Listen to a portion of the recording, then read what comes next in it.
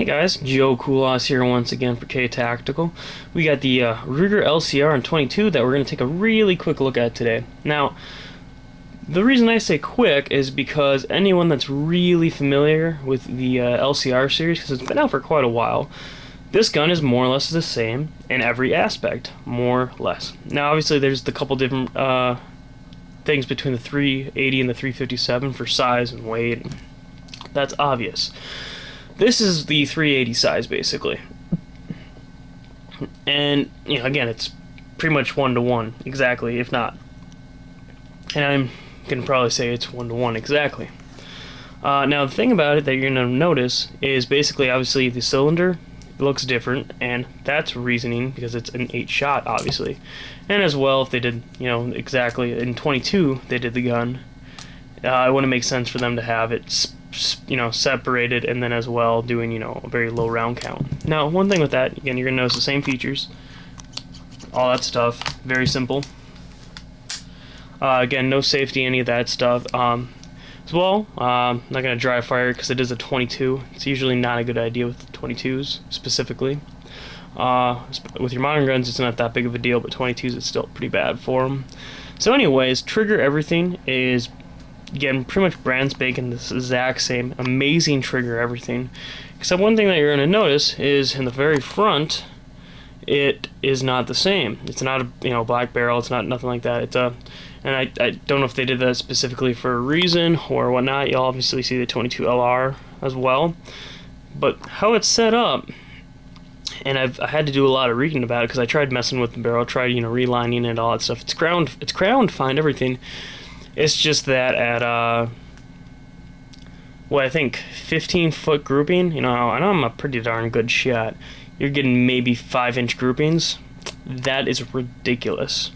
And the worst part about it too, it wasn't like you're shooting to the right or you're shooting to the left or whatever. Some were just going right, some were going left. And we tried about I tried about 3 different ammos through it. My friend tried around 5.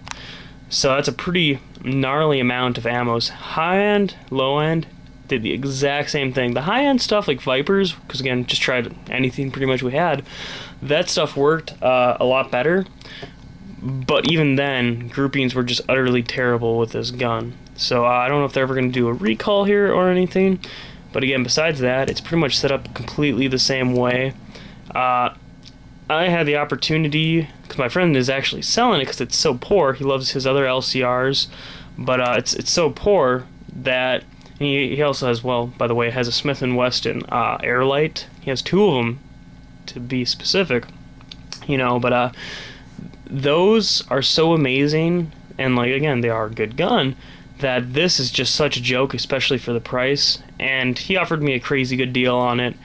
And I was like, well, I'll go take a look, because I was like, he said the accuracy was terrible. I just, figured I couldn't believe him, but he's like, yeah, go shoot it beforehand. And, it's one of those things where I got a crazy, amazing deal on it. Nothing like, oh my god, I can't say no.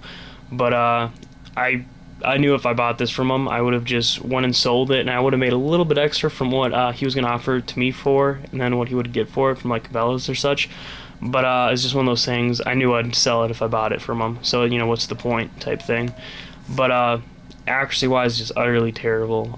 So, unfortunately, I would very much suggest against this gun. And now the sad thing is, and just because of the price point of these things, I figured I would show you guys. It's kind of a mid-progress, kind of weird camo I'm doing. I don't really know what I'm doing exactly yet. But you can get a 1022 Marauder kit, or Nomad as they're going to be called from now on, for your 1022.